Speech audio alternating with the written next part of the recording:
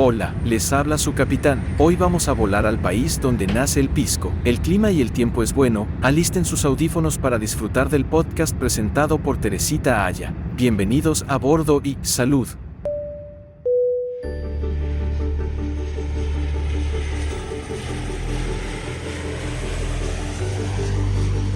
Soy Teresita Aya y los invito a escuchar esta nueva temporada de Historia detrás de la historia. En esta hablaremos de los destilados, estos licores que no solamente sirven para festejar, para celebrar y brindar, sino que tienen su propia historia detrás de la historia que se enmarcan en la región donde se producen, por qué se producen y por qué llegaron a consumirse.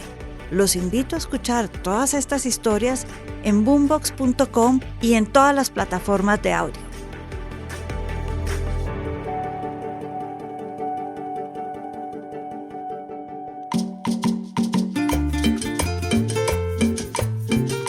En el episodio de hoy hablaremos de un licor hecho de una uva, no estamos hablando del vino, de una uva especial que es la moscatel. Y estamos hablando de un licor que durante mucho tiempo se discutió si era chileno o peruano. Hoy sabemos que es peruano, o se dice que es peruano, y también intrínsecamente ligado a su cultura y su historia, como el tequila México y el sake Japón. Estamos hablando del pisco. Empecemos por la palabra pisco. ¿Qué quiere decir la palabra pisco? La palabra pisco viene del quechua y quiere decir pájaro, y la encontramos en varias palabras del idioma quechua. No solamente en el licor. Pisco Huasi, casa de los pájaros.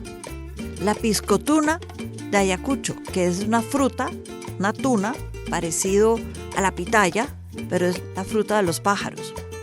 El piscobamba, bamba quiere decir llanura, orobamba, urobamba. Piscobamba, la llanura de los pájaros. Pisco, pájaro. Lo que pasa es que en la región de Pisco en Perú se llama así porque tiene un gran número de pájaros que se ven todos los días en la zona. Ahí se desarrolló una cultura indígena muy bonita, muy interesante, que se llamaban los paracas. Una cultura precolombina reconocida sobre todo por su manejo de telas, la manera en que hilaban textiles como la alpaca o la lana de la vicuña, y hacían unas cosas espectaculares. Y ahí había muchos pájaros y se llamaba la región de Pisco, origen de la palabra pisco.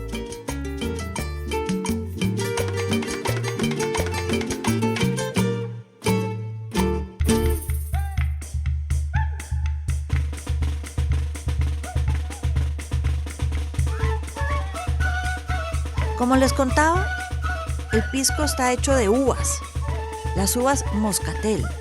Y aquí hay que decir que las uvas no son nativas de América, y menos de América Latina.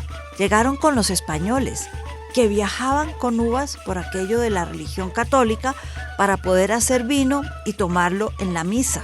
Gran parte del ritual católico es el vino en la misa. Entonces viajaban con uvas y con maneras de plantar las uvas. Y llegaron a Perú y empezaron con las uvas de moscatel. Las primeras viñas en el Perú se plantaron en 1541 y luego fueron viajando las semillas hasta llegar a la zona de Ica, donde está la ciudad de Pisco. Allí empezaron a sembrar estas uvas moscatel. Los españoles empleaban a los indígenas, no es de extrañarse, para la producción del vino. Les decían que había que pisar las uvas, que había que producir el vino, y para que transportaran el vino fermentado, el jugo de uva, todo esto de un lugar a otro. Y en esta zona de Isco, donde queda Pisco, empezaron a darse cuenta que los indígenas usaban unas pequeñas tinajas para conservar el vino, para venderlo, para transportarlo, y unas tinajas muy fáciles de usar, fáciles de servir y fáciles de transformar. Y eran fabricadas por los piscos, como le decían a los indígenas de esta zona de Pisco donde estaban los pájaros. Entonces empezaron a llamar a las tinajas, a los recipientes, piscos. Y de ahí empezaron a guardar el vino y empezaron a decirle pisco al vino que se guardaba en estas tinajas. Y ahí, para hacer la historia corta, tenemos el pisco de hoy en día. El licor original que resultaba de las uvas moscatel no se parecía al vino que querían tomarse los españoles a la hora de la misa o para celebrar. Era tomable, sí, pero no, había algo que no les cuadraba. Entonces, si bien su producción fue supremamente abundante en esta zona, decidieron convertirlo en aguardiente. ¿Cómo? Pues cogiendo las uvas fermentadas y destilándolas. Y de ahí nace el aguardiente de pisco, el pisco, todo en honor a las tinajas. Y fue supremamente popular, baratísimo de producir. Empezaron a enviarlo a España con los barcos que iban de vuelta hacia Madrid. Pero en España se popularizó y esto no le gustó a la corona española, que dijo que la gente se estaba alcoholizando y además estaban haciéndole competencia al vino español. Eso no se podía. Entonces, desde 1615, con Felipe III, y luego más adelante su hijo Felipe IV, España prohibió la venta de pisco, no solo en Madrid, sino en todas las colonias. Que es que estos aguardientes que llegaban de América, ¿cómo así que iban a competir con el vino español? Prohibámoslo. Y no hay nada más apetecido que lo prohibido. Entonces se volvió súper popular este aguardiente de pisco o el pisco. Hoy conocemos 3 tipos de pisco y están de moda tomárselo puro. El puro, el acholado y el de mosto verde. El puro se llama así porque se elabora con un solo tipo de uva. Los acholados tienen más variantes, sin embargo, también es común mezclar 2 tipos de piscos puros para luego obtener un resultado combinado. Y por último, el verde es aquel que en la destilación tiene lugar antes de que todo el azúcar se haya convertido en alcohol. Esto lo hace bastante más dulce que los otros 2. Los 2 últimos se toman solos sin mezclar con nada. Y es que el puro, ese no se puede mezclar. Pero los 2 últimos se toman puros o se pueden mezclar o se puede hacer un pisco sour. Pero el puro hay que tomárselo realmente disfrutándolo. Y hablando del pisco sour, el pisco sour fue creado en Lima por un americano, un señor que se llamaba Victor Morris, que había nacido, como dato curioso, en Salt Lake City, en Utah, ciudad de los mormones, donde está prohibido todo el alcohol. Y él realmente lo expulsaron de Utah porque le gustaba el alcohol, le gustaba tomar. Entonces terminó en Lima. Y en Lima, ¿qué hizo? Puso un bar que se llamaba el Morris Bar.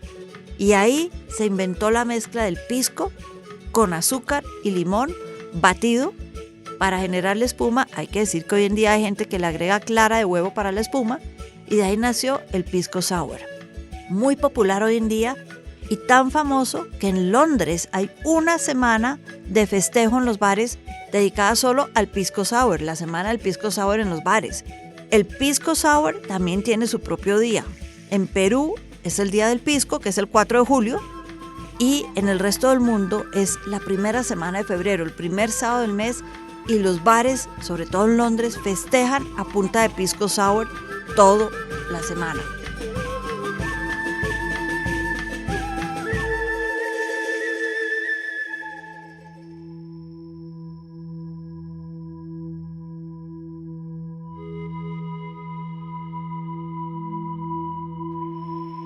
La cata más grande de piscos, hay que decir, porque les decía que existen el acholado, el puro, el de mosto verde, y se hacen catas, porque es que hay unos puros y también unos acholados que se prueban que son realmente espectaculares.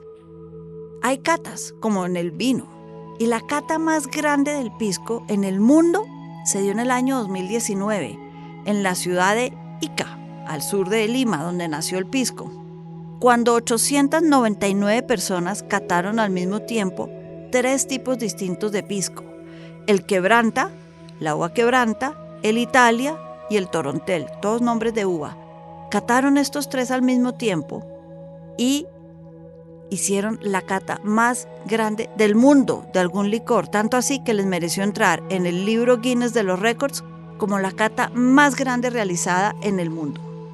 Hay que decir que si bien ya hoy en día se dice que el pisco es peruano, en Chile también se produce bastante pisco y se produce en una zona bastante entretenida de visitar, que es la zona del Elqui, famosa dicen, por el avistamiento de ovnis.